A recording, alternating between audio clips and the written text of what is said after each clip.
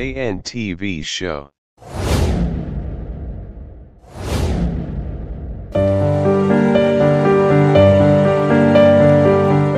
Bakunzi ba GNTV Show mwongeye kwirirwaho. Amazina yanjye nitwa Kiza Alex, ninjye munyamakuru mushya mugiye kuzajya mubana, nizere ko tuzakorana neza. Wamaze gukora subscribe, tugiye gukomezanya n'igice cy'ubusobanuro bw'amazina nkuko twabisabwe n'umukunzi wacu. Yadusabye yuko twamusobanura izina Aime. Aime, izina ry'umuntu ukunda kwitabwaho. Aime ni izina rihabwa umwana w'umuhungu cyangwa w'umukobwa, rifite inkomoko mu Gifaransa, rikaba risobanura ukundwa cyangwa se umukundwa.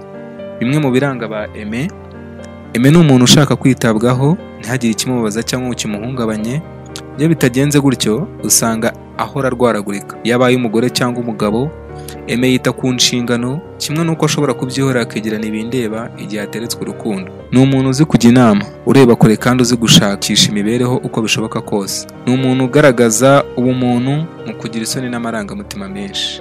Akunda ibintu bijyanye n'imirimbo, kwambara neza, kugaragara neza no kwirimbisha. Aba yifuza ko abagize umuryango bamugaragariza urukundo mu buryo bufatika, bakamurinda ikintu cyose cyamuhuza amahoro cyangwa cyamurakaza. Ni umuntu usabana kandi akishimira ubuzima. Gusa nubwo asabana, Aime iyo mureba ushobora gukeka ko atavuga cyangwa ari igifura, ariko iyo mumenyeranye birahinduka. Akunze kwiga ibijyanye n'ubujyanama, ibyo kwita ku bana, ibijyanye n'ubuzima, iby'ubugeni n'ibindi. Iyo akiri umwana usanga ahora ajunjamye, ntagire icyo yikorera, byose akabifashwa. Ababyeyi be baba bagomba kumufasha kugira ngo azakure hari icyo yakwigezaho. Akunda kwiga kaminuza ndetse no kuba umunyedini utajenjetse. Mu muryango we usanga atuje kandi azi kwiyitaho cyane. Mu rukundo Aime navuga ibintu byinshi.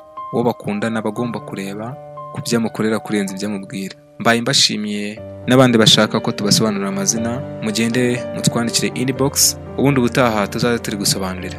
Mwakoze kubana natwe, amahoro y'Imana abane namwe.